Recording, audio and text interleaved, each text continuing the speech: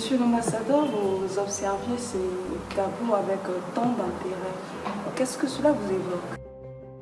Je dirais fondamentalement beaucoup d'espoir. Je vois beaucoup d'avenir, de projection vers un monde meilleur. Ces tableaux ont été issus d'une compétition entre différentes écoles dans le cadre d'un projet financé par l'Union européenne sur les villes résilientes. Et ce qui me frappe, c'est vraiment comment ces enfants voient leur avenir d'ici 10 ans, comment ils voient leur ville se développer. Et donc je pense qu'il y a vraiment un message fort d'espoir, qui est un message qu'on doit prendre en considération, notamment dans le cadre de cette journée aujourd'hui internationale des droits des enfants. Nous avons un devoir de les protéger, nous avons un devoir de les aider à se développer, de les aider à jouer, à développer leur fantaisie, leur imagination. Et je pense que ces tableaux sont vraiment très représentatifs de cet espoir. Et donc j'espère que les choses iront mieux pour eux et qu'ils pourront avoir un avenir meilleur. Belle entrée en matière pour démarrer la quinzaine des droits humains, des droits de l'homme. Mais dites-moi, pourquoi est-ce que réellement on célèbre chaque année la quinzaine des droits de l'homme? Premièrement, je pense que le combat ou l'engagement sur les droits humains, c'est un combat de tous les jours. C'est-à-dire qu'il faut que tout le monde soit motivé, que tout le monde soit impliqué à tous les niveaux. Ça concerne tout le monde, ça concerne tout l'univers, c'est des droits universels. Et donc c'est un combat vraiment journalier. Ceci dit, cette période a été choisie par les Nations Unies pour mettre en valeur un peu ce combat, cet engagement, pour donner de la visibilité, de la communication. Et je pense que c'est une bonne opportunité ici au Congo, dans les prochains jours, à partir du 20 novembre avec la Journée internationale des droits de l'enfant, et on termine le 10 décembre avec la Journée sur les droits humains, de faire voir un peu l'importance des droits humains, les valeurs fondamentales de ces droits humains. Voilà, donc je dirais que c'est pour cette raison qu'on donne tellement d'importance à cette période. L'égalité, la solidarité suffisent-elles à elles seules à garantir les droits humains, les droits de l'homme? Qu'en est-il de la liberté, de la solidarité, de la citoyenneté et surtout de la justice, monsieur l'ambassadeur? Disons qu'au niveau de l'Union européenne, nous considérons fondamentalement la dignité humaine et l'égalité comme vraiment les valeurs fondamentales, les valeurs qui ont constitué l'Union européenne. Ça fait partie de notre charte des droits fondamentaux. Sans dignité, l'homme ne va nulle part. Il a besoin de cette dignité humaine. Évidemment, l'égalité, c'est un droit fondamental qui s'applique partout dans le monde et pour tout le monde. À partir de là, vous avez aussi d'autres droits importants, comme vous les avez mentionnés. Et je crois qu'il faut regarder tout ça dans son ensemble. C'est vrai que c'est une complémentarité de tous ces aspects. Ce qui est important, c'est qu'ils soient respectés et que nous nous battions pour les faire respecter. Nous nous engageons pour améliorer la situation dans certains pays.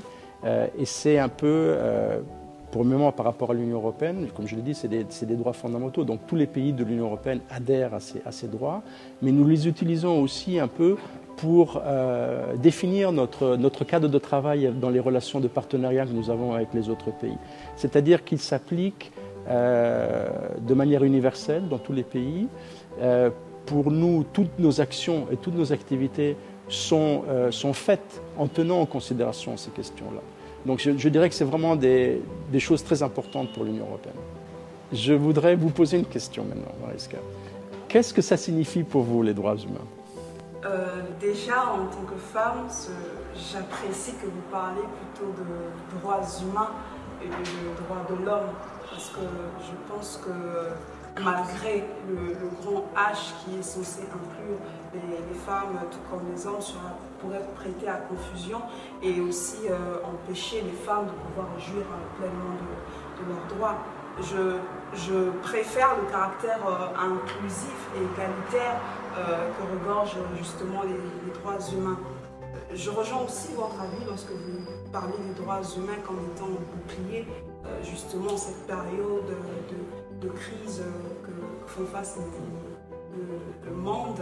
Et je dirais, monsieur l'ambassadeur, que je constate et je regrette avec tout le fait que nous sommes encore très loin en fait, de cet idéal-là, parce que je constate en tant que déjà juriste de formation, face à tout le paradoxe qu'il y a dans certains de nos lois, je le vis au quotidien avec la fragilité de mon statut d'artiste. C'est vrai qu'il y a certaines lois qui nous protègent, qui garantissent bien évidemment le statut d'artiste, les lois qui ont du mal à être appliquées. Je le vis aussi au quotidien, en tout cas je le vis dans ma chair et dans mon être en tant que femme et en tant qu'activiste aussi des droits de l'homme, des droits de la femme précisément en ce qui concerne les violences faites à notre égard. Donc c'est pour dire, Monsieur l'ambassadeur, que les lois sont là, mais je pense qu'elles sont encore peu dissuasives et bien évidemment malgré quelques avancées. Donc je pense qu'il y a vraiment encore du travail à faire. Pour moi personnellement, il y a d'un côté ces fondamentaux que sont les droits humains et de l'autre côté ce que nous faisons réellement pour faire avancer l'humanité. Très bien.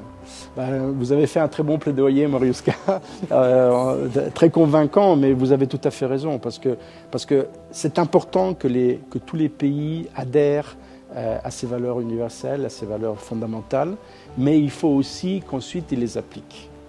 Et c'est souvent là où le bas blesse, malheureusement. Vous pouvez avoir une adhésion à tous les grands principes, à toutes les lois, mais si ensuite vous ne les mettez pas en pratique, comme vous avez si bien dit, il n'y a pas un effet dissuasif. En fait, les gens savent qu'il y a une impunité et donc il n'y a pas de problème. Ils vont continuer à commettre des infractions sur des questions très graves comme celle que vous avez évoquée de la violence faite sur les femmes.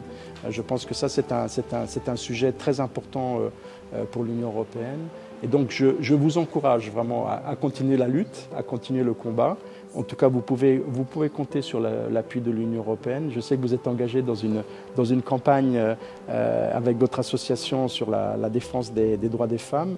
Et donc, voilà, je vous encourage à continuer et vous ne devez pas vous sentir seul parce que vous êtes soutenu par beaucoup d'autres personnes. Merci beaucoup. Donc, il ne reste plus qu'à vous souhaiter une bonne quinzaine des droits de l'homme.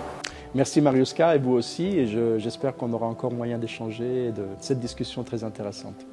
Merci. Merci beaucoup.